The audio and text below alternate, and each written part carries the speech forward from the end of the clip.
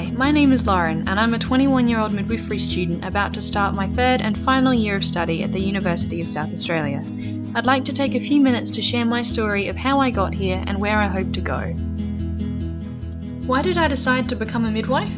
I was one of those students that stressed all through my last year of high school because I didn't have a clue what career path I wanted to follow. I did, however, have a very specific checklist that any future job needed to satisfy.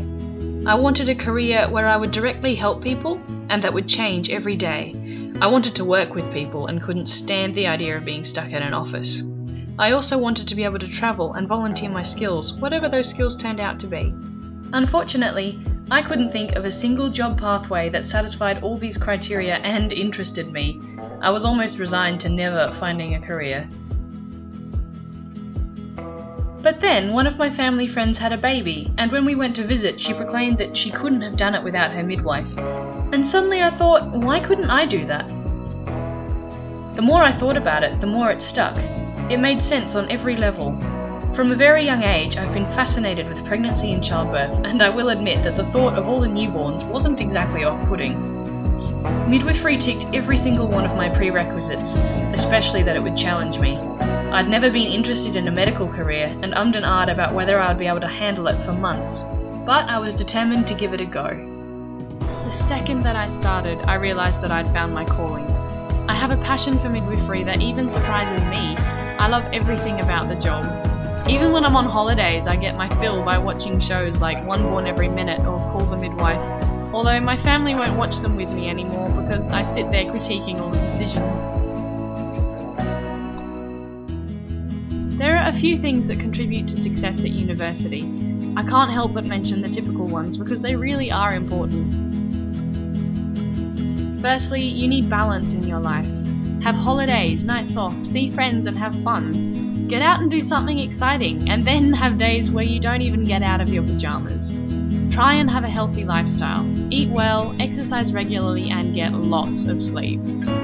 Health and sleep is important in any degree, but when you're doing shift work, particularly night shifts, you really do need to be in your best physical condition. Making sure you have lots of support is also vital. There's no way that I'd be able to be where I am without the continuous encouragement and support from my parents, my sister, my boyfriend, my friends, and the lecturers and tutors at the university. In particular, make use of the staff at the uni. They know their stuff and they honestly do care about you and how you're going. Be organised. Being a student midwife means I'm constantly on call, as well as having university, assignments and placement, and it's so important to make sure everything is done well before the due date, so if you get called out to a birth the night before an assignment is due, there's no mad rush to finish it as soon as you get home. However, the biggest thing by far for me is motivation. If you really care about what you do, then you will succeed. For me, my motivation is the women that I look after. I am in such a privileged position. I'm let into an extremely important, emotional and personal part of people's lives. When I'm a registered midwife, women will trust me with their lives and the lives of their babies. To me, that is such an incredible honour, and I feel that to deserve that, I need to do the best that I possibly can and to be the best midwife that I can possibly be.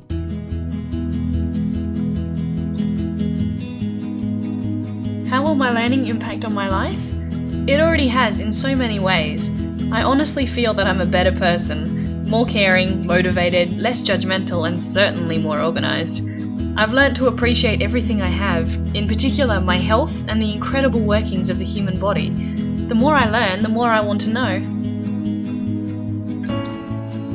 In midwifery, you learn not only about the mechanics of pregnancy and childbirth, but about culture, acceptance, social implications and mental health, all of which has served to give me a wider and more tolerant perspective on life, and there is still so much more to learn. One of my conditions for any career was an ability to volunteer my skills. In 2011, I went on a school pilgrimage to Vietnam and Cambodia, where we visited orphanages and schools, bringing music, games, teaching and even building houses. It was the most inspiring, amazing 3 weeks, and I returned full of impatience to do it again. There are so many avenues within which to volunteer in midwifery. Indeed, I was so impatient that I found an organisation that took students, and halfway through last year I went to Sri Lanka for 3 weeks to work in a maternity hospital. That was an eye-opener.